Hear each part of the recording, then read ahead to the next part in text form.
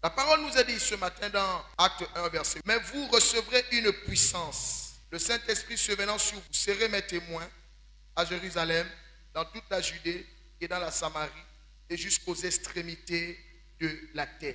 L'église est remplie de faux témoins. Vous savez, un faux témoin est un menteur. Amen, amen. Un faux témoin est un menteur. Or, l'église est remplie de faux témoins, est remplie de menteurs. Alléluia. Un témoin, c'est celui qui rend témoignage. Tu ne peux pas rendre témoignage d'une chose que tu n'as pas vécue. Pour rendre témoignage, il faut que tu aies vécu la chose. Laissez-moi vous dire une chose. Dieu souhaite que nous soyons des témoins. Oh, vous devez savoir une chose, bien-aimés. Nous devons rendre témoignage à la vérité. Nous devons rendre témoignage à la parole de Dieu. Parce que c'est elle qui nous donne le pouvoir de devenir enfant de Dieu. Et si quelqu'un me suit. Si aujourd'hui, tu dis à une personne, je suis un témoin de Christ, est-ce que tu sais ce que ça veut dire? Ça veut dire que je mène la vie que Christ a menée. Être témoin de Jésus veut dire que je mène la vie que Jésus a menée. Et si quelqu'un me suit, il se trouve en effet que dans nos assemblées, il y a des faux témoins. Donc, l'église est remplie de menteurs. Des personnes qui ne sont pas capables de rendre témoignage à la vérité. Parce que si nous ne sommes pas des témoins,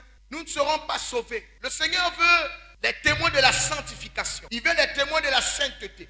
Il veut des témoins de la vérité. Il veut des témoins de la fidélité. Il veut des témoins dans tout domaine qu'enseigne la parole de Dieu. Il veut des témoins de la parole de Dieu. Le Seigneur cherche des personnes qui vont faire vivre la parole. La parole de Dieu ne sera vivante qu'à partir du moment où les enfants de Dieu laisseront la parole de Dieu vivre en eux. Alléluia. Et c'est cela être un témoin. Si tu es un témoin de la sanctification, ça veut dire que toi-même tu vis dans la sanctification. Si tu veux rendre témoignage à la sainteté, ça veut dire que toi-même tu vis la sainteté. C'est ça être un témoin. Or, il se trouve que malheureusement, on n'a plus de témoins. Sinon, on a très peu de témoins. On a des faux témoins. On ne rend pas témoignage à la vérité. Au travers de leur vie, on ne voit pas la parole en mouvement. Et la Bible dit, ce peuple m'honore des lèvres, mais son cœur est loin de moi. Et Ésaïe a prophétisé en disant, il sera fouetté. On l'amènera à la boucherie comme un agneau, sans dire un mot, ainsi de suite. Et la parole de Dieu nous montre que les prophètes ont annoncé Christ. Et Christ a vécu exactement tout ce qui a été annoncé par les prophètes. Est-ce que toi tu vis exactement ce que la parole de Dieu annonce? Et une chose qui est de plus en plus scandaleuse, c'est que au lieu d'être témoin de la vérité, au lieu de manifester un témoignage qui donne gloire à Dieu, ceux qui viennent à l'église, ils sont témoins des scandales. Ils font la honte. Ça veut dire qu'au moment où Dieu les attend pour manifester des choses qui vont donner gloire à Jésus, en tant que chrétiens, eux, ils manifestent des choses qui font la honte à Jésus. Et ce sont ces personnes que nous trouvons dans l'église.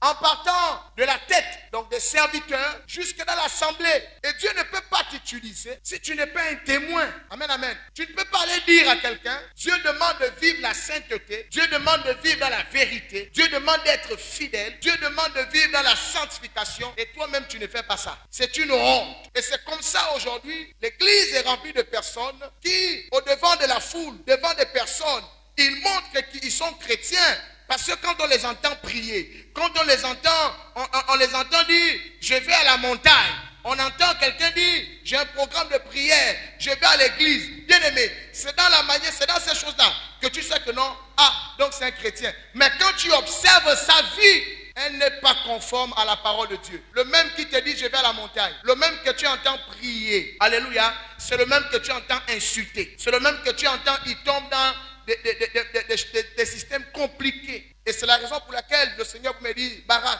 pourquoi mon église est remplie de faux témoins, des menteurs et des menteuses, des gens qui sont là, mais qui en vérité ne vivent pas selon ma parole. Ils ne rendent pas témoignage à la parole. Ils ne rendent pas témoignage à la sanctification. Ils ne rendent pas témoignage à la sainteté. Ils ne rendent pas témoignage à la fidélité. On voit des personnes, tu es là dans le Seigneur. Quand on te regarde, on dit oui, ça c'est vraiment un chrétien. Mais quand on voit tes œuvres, tu vas dire aux gens partout, donne ta vie à Jésus. Est-ce que toi-même tu as donné ta vie à Jésus? Tu es un faux témoin. Et les faux témoins ne seront pas sauvés. Tu viens dire aux gens, tu vois une soeur en Christ. Toi-même tu es une soeur.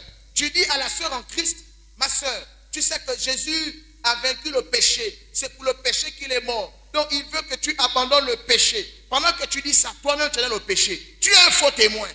Pendant que tu exhortes les uns et les autres pour leur dire, vous savez, la parole de Dieu interdit le Congo ça. Toi-même tu congosses. Tu es un faux témoin. Et il se trouve qu'il y a beaucoup de personnes qui en effet sont des faux témoins. Dieu ne travaille pas avec les faux témoins.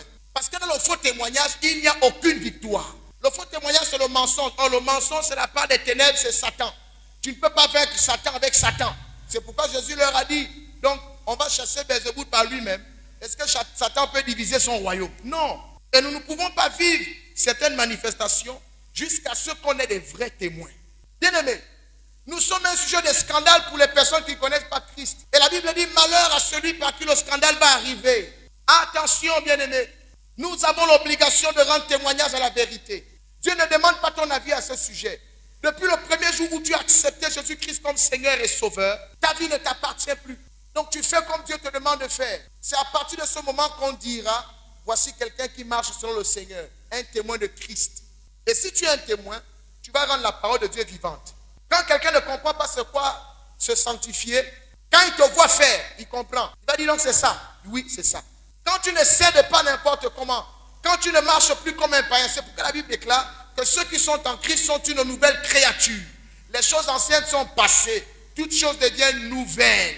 Tu viens à l'église, tu prêches, tu chantes, tu intercèdes, tu es même dans le groupe d'intercession. On connaît que toi tu es un grand intercesseur. Quand tu pries, tu sors toutes sortes de paroles. Quand on écoute, on dit voilà quelqu'un qui a Dieu. Mais le même toi là, tu forniques. C'est triste, église. Ceux qui te regardent se disent, ah vraiment, voici enfin un chrétien. Mais une situation arrive, on trouve que c'est même toi là. Donc le problème qui est en train de se produire là, donc c'est même toi qui as fait le colportage. Tu passes ton temps à conseiller les gens. Non, tu sais, le Seigneur, le bien-aimé, Dieu n'a pas besoin d'utiliser ta bouche. Parce que la bouche d'un faux témoin, ça sent. Et il y a un malheur sur les faux témoins. L'église est remplie de faux témoins.